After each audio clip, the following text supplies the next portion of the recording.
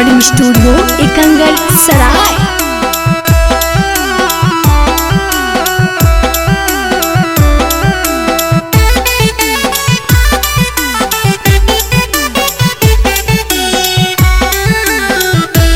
Presented by जिसका film.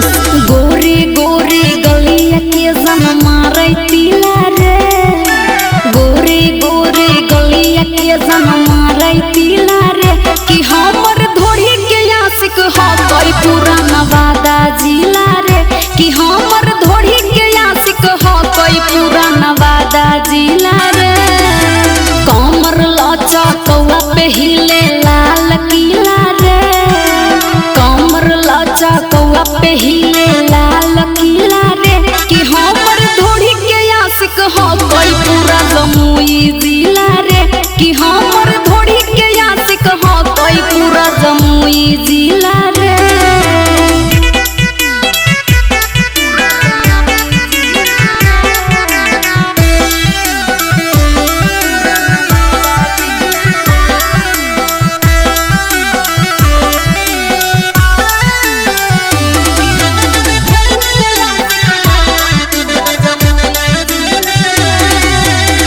पूरे बिहार में चहलै धोड़ी के चौरा चारे, सेटअप लगा के सोफे बाटो हो कोई पोरा चारे रे। पूरे बिहार में चहलै धोड़ी के चौरा चारे, सेटअप लगा के सोफे बाटो हो कोई पोरा चारे।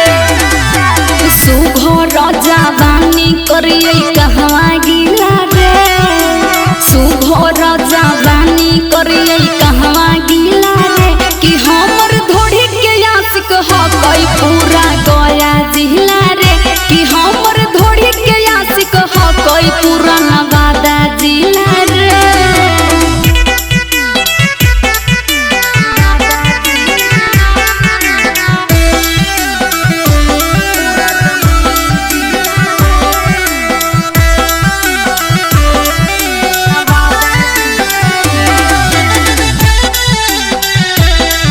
इसका रिकॉर्डिंग स्टूडियो एकंगल सराय। धोड़ीला कितना छोड़ा चल गेलै काशी रे, दिल जले गुलशन मरलै लड़की के फांसी रे।